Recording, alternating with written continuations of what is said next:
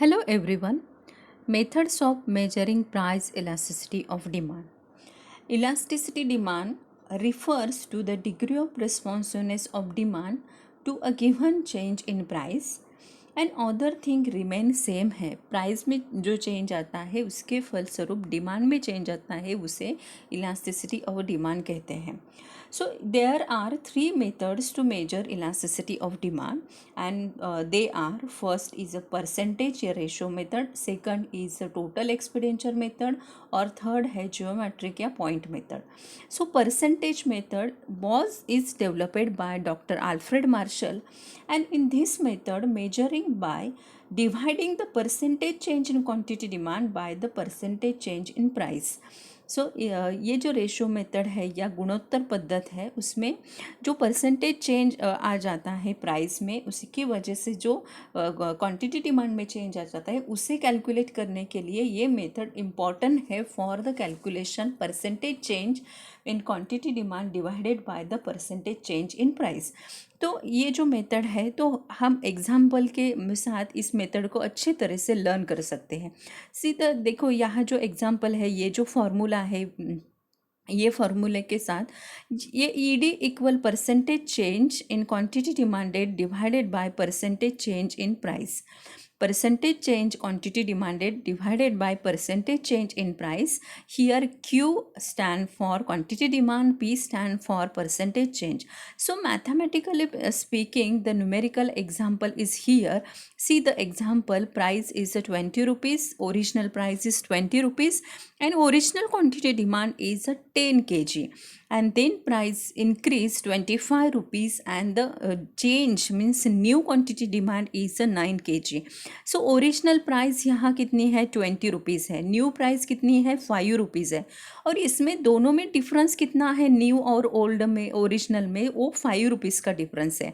Then original quantity demand कितनी है 10 है और न्यू क्वांटिटी डिमांड कितनी है 9 है. जो डिफरेंस है ये दोनों में 9 और 10 और वो 1 kg का डिफरेंस है. तो यहाँ जो ये फॉर्मूला है E D equal delta Q upon Q multiply P upon delta P.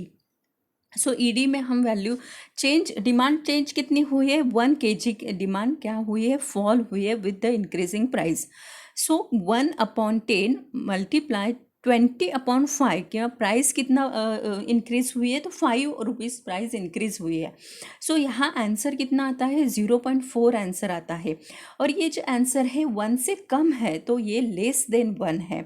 ED is less than 1 है. It's means that the elasticity of demand is relative in elastic है.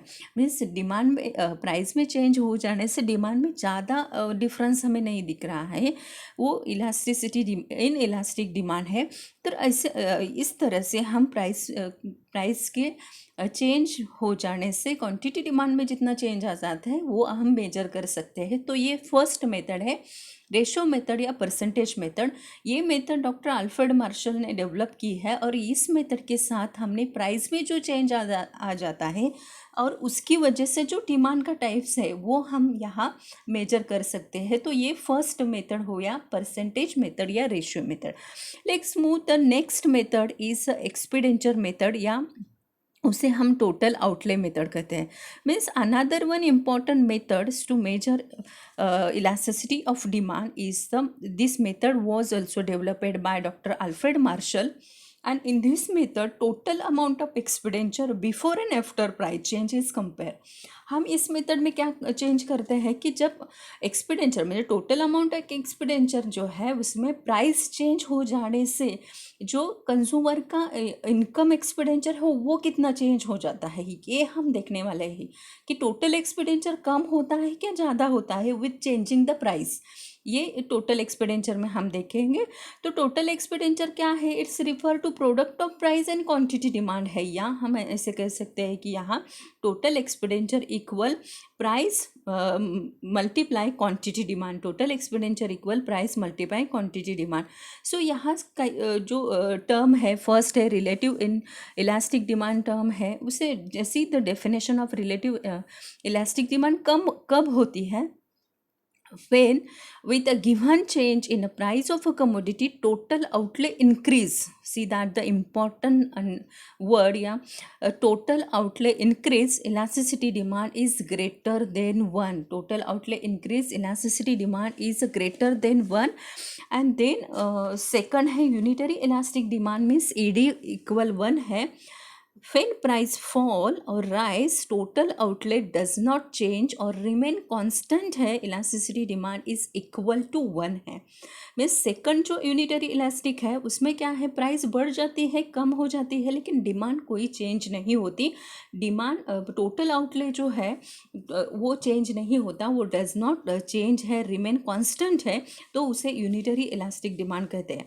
जो थर्ड है relative inelastic demand, when with a given change in a price of commodity, total outlay decrease, elasticity of demand is less than 1. ये जो 3 types हमें दिए यहाँ कि price fall होती है, राइज होती है, टोटल आउटले इंक्रीज होता है, डिक्रीज होता है, देन उसमें इलास्टिसिटी रहती है कि यूनिटरी इलास्टिक है, लेस देन 1 है या ग्रेटर देन 1 है. तो let's this can be explain with the following example. See the in example here is a first column is a price, A commodity, B commodity, C commodity and quantity demanded, units, total outlay, elasticity of demand. So first A example, see the in A example original price कितना है, 10 rupees है per unit, and the demand कितनी है, demand is 6 unit है. So therefore total expenditure encourage is 60 rupees है. Then price increase हो जाती है, price rise to the level 20 rupees. So the unit means जो यूनिट है वो 5 यूनिट्स है और टोटल आउटले कितना है, 100 रुपीज़ है. और ये कौन से इलास्टिक टाइप में इलास्टिसिटी ऑफ डिमांड है, ईडी इज, यहाँ जो दिख रहा है ईडी इज लेस देन 1 है, ईडी इज ग्रेटर देन 1 है, sorry ED is greater than 1 है. Means in the a example है यहाँ इन केस टोटल आउटले जो है, टोटल आउटले जो चेंज है यहाँ ग्रेटर है, total outlay change in price in a greater than original expenditure है. So in this example elastic demand is elastic and elasticity of demand is greater than 1 है, elasticity of demand is greater than 1 है. Let's move the second example. In the example B में देखो at the price कितना है, 30 rupees है और unit कितने हैं, तो 4 यूनिट्स है और टोटल आउटले कितना है, 120 है. देन प्राइस बढ़ जाता है, 40 रुपीज़ हो जाता है, डिमांड जो है कम हो जाती है, 3 यूनिट्स है, लेकिन टोटल आउटलेस इक्वल सेम रहता है, उसमें कोई भी चेंज नहीं है, रिमेन कांस्टेंट है 120. सो इसका मतलब है in this case demand is the total outlay या total expenditure does not change even though there is a change in price, so therefore demand is unitary elastic. Second example में हम देख रहे हैं कि टोटल एक्सपेंडिचर इक्वल है, remain constant है, तो इलास्टिसिटी डिमांड कितना है, 1 है. Then in the C example original total price कितना है, 50 है और डिमांडेड कितना है, यूनिट 2 यूनिट्स है और टोटल एक्सपेंडिचर या टोटल आउटले कितना है, 100 है. देन प्राइस बढ़ जाती है 60 रुपीज़, टोटल डिमांड घट जाती है, 1 यूनिट है और टोटल आउटले कितना है, 60 है. सो इन दिस केस हम देखते हैं in this example demand tend to be inelastic, so elasticity of demand is less than 1 है. यहाँ एक्सपेंडिचर कम होता है, जो इन द बी एग्जाम्पल में जो इक्वल है सो यूनिटरी इलास्टिक है, और ए एग्जाम्पल में ग्रेटर इंक्रीज हो जाता है, 60 से 100 रुपीज़ जो टोटल एक्सपेंडिचर हो बढ़ जाता है, वहाँ ग्रेटर देन 1 है. सो ये टोटल आउटले मेथड है और इसके साथ हम different types of elasticity calculate कर सकते हैं. नेक्स्ट मेथड जो है हमारी वो पॉइंट मेथड है या जियोमेट्रिक मेथड है. This method has also developed by doctor Alfred Marshall and to measure elasticity of demand which is known as the point method या geometric method. So the ratio method and total outlay method are unable to measure elasticity of demand at the given point of time in demand curve. जो मांगने के demand curve के ऊपर जो elasticity रहती है वो मेजर करने के लिए हमें पॉइंट मेथड ही ज़रूरी है कि पॉइंट मेथड के साथ ही हम वो मेजर कर सकते हैं। लेकिन जो रेशो मेथड है, वो टोटल एक्सपेंडिचर मेथड है, वो मेथड यहाँ ये डिमांड कर्व में जो डिफरेंट इलास्टिसिटी है वो हम मेजर नहीं कर सकते हैं। तो see the formula is here, the point elasticity of demand equal lower segment of demand curve below a given point divided by upper segment of demand curve above the given point. So this is a formula, and in the linear demand curve, when a demand curve is linear as a straight line, so demand means, see that the price elasticity of demand here is a demand curve, so linear demand curve. A and B is the demand curve. A and B is the demand curve. See, there are the difference point which shown a different elasticity of a demand. प्रत्येक जो है any point at the point any point of a demand curve elasticity measures lower segments and in demand curve, upper segments of the demand curve. तर त्याच्यासाठी for that AB is the 8 semi. Suppose we assume that कि AB is 8 semi है, so mid points means AD is unitary elastic है. So यहाँ 4/4 AB demand curve से length कितना है, 8 semi है, और प्राइस इलास्टिसिटी लीनर हम कहते थे 4/4 कितना है, 1 है. सो यहाँ डिमांड इज यूनिटरी इलास्टिक है. सो ये लीनर डिमांड कर्व में हम इलास्टिसिटी डिमांड कैलकुलेट कर सकते हैं. सो नेक्स्ट है कि नॉन लीनर डिमांड कर्व है. तो non linear demand curve segment में हमें if demand curve is non linear then segment is drawn demand curve as a given point S. कि यहाँ जो नॉन लीनर डिमांड कर्व है, यहाँ जो ए बी ये जो लाइन है और डी डी ये डिमांड कर्व है, वो price elasticity measure ratio of lower segment and upper segment, lower segment और अपर सेगमेंट में. सो यह जो प्राइस इलास्टिसिटी हम कैलकुलेट कर सकते हैं ऑन द पॉइंट मेथड में. और ये पॉइंट मेथड में डिमांड जो इलास्टिसिटी है, सपोज यहाँ ई बी ए है, यूनिटरी इलास्टिक है, देन लेस देन इलास्टिक है, ग्रेटर देन इलास्टिक है. सो लीनर और नॉन लीनर डिमांड कर्व के साथ हम जो मांगनी का कर्व है, डिमांड कर्व है, उसके ऊपर इलास्टिसिटी मेजरमेंट कर सकते हैं with the method of point method. So these are the 3 types of methods measuring price elasticity of demand. First method है परसेंटेज मेथड है, सेकंड मेथड है टोटल एक्सपेंडिचर मेथड है, और थर्ड मेथड जो है पॉइंट मेथड है. ये तीनों मेथड जो है डॉक्टर अल्फ्रेड मार्शल ने डेवलप की है.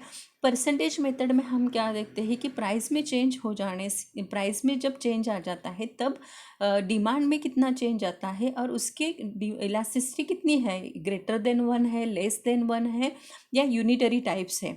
देन टोटल एक्सपेंडिचर में हम देखते हैं कि एक 1 कंज्यूमर है, वो इनकम प्राइस चेंज हो जाने से उसका जो टोटल एक्सपेंडिचर है उसमें क्या चेंज आ जाता है.